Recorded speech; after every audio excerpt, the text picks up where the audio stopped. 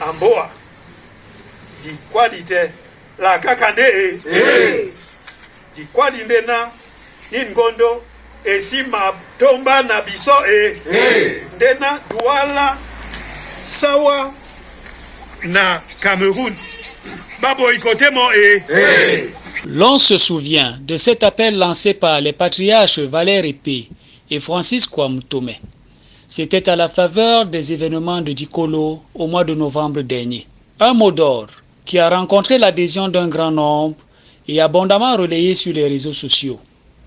WhatsApp, Facebook, YouTube et j'en passe, aucun détail n'est négligé.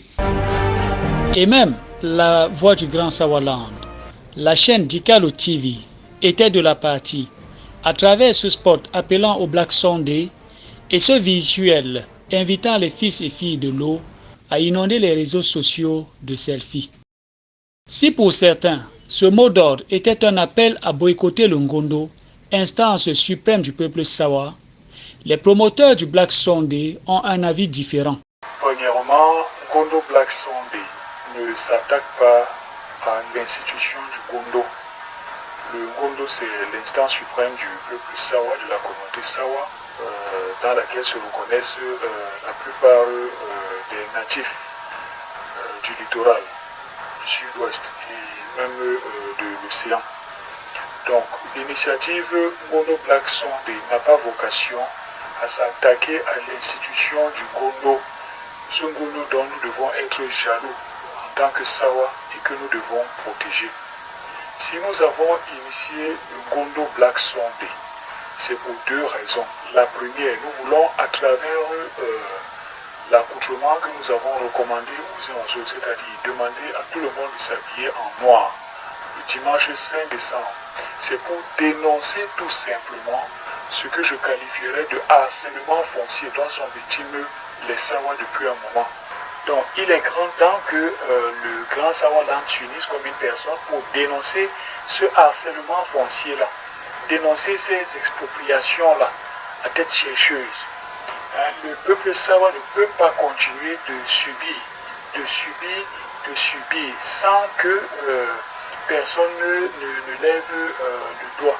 En tout cas, le 5 décembre 2021 aura permis de constater un malaise, voire une fracture profonde au sein de la communauté Sawa. À côté des élites et autres autorités traditionnelles qui travaillent au statu quo, reprenant à leur compte ces paroles du célèbre Pangloss, tout est pour le mieux, dans le meilleur des mondes possibles, il y a des voix qui s'élèvent de plus en plus pour dénoncer l'impuissance et la passivité de ces derniers face aux injustices subies par l'ensemble de la communauté. Toute chose qui les amène à prendre leur distance d'avec la messe de l'eau qu'ils jugent folklorique. En témoigne la faible mobilisation observée sur les berges du Vori. Le mot d'ordre de Black Sunday était-il un défi lancé à l'institution du Ngondo? Ou alors s'agissait-il tout simplement d'un travail d'éveil des consciences Sawa et d'interpellation de nos chefs à plus d'engagement dans la défense des intérêts de la communauté? La deuxième raison du Ngondo Black Sunday, c'est tout simplement d'interpeller nos autorités traditionnelles, leur rappeler la responsabilité qui est la leur dans la défense des intérêts de l'ensemble de la communauté. Personne ne s'attaque à un chef, personne ne s'attaque au Ngondo. Nous demandons juste une chose à nos autorités traditionnelles: veiller à la sauvegarde, à la protection des intérêts de la communauté Sawa. En tout cas, tant sur les berges du Vori que sur les réseaux sociaux, les descendants de Mbedam Bongo ont tenu à marquer leur indignation et à exprimer leur ras-le-bol à travers les tenues noires synonymes de deuil qu'ils ont arborées ce jour. À ceux qui méprisent leur petit nombre, les boulangers retorquent que c'est un peu de levure qui fait lever la pâte. Le Black Sunday s'est d'ailleurs invité dans les milieux d'ambiance parisiens. Illustration avec cet extrait.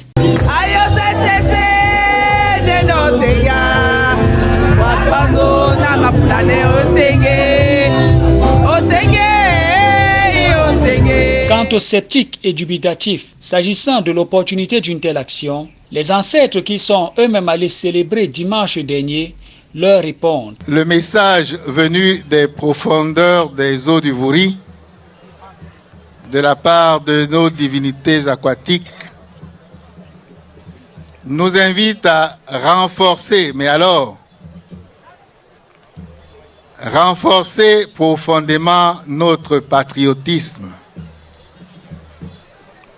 Parce qu'il semble qu'il y a relâchement de ce côté-là. Nous devons renforcer notre patriotisme. Nous devons également savoir défendre ce qui nous revient, que ce soit au niveau local ou au niveau national. Nous ne devons pas être les premiers à nous trahir nous-mêmes. Comme quoi, entre Tombele, qui est une invite au passage de témoins à la jeune génération, et Black Sunday, qui signifie en réalité la Sonodissima Swabe, les divinités aquatiques ont fait leur choix.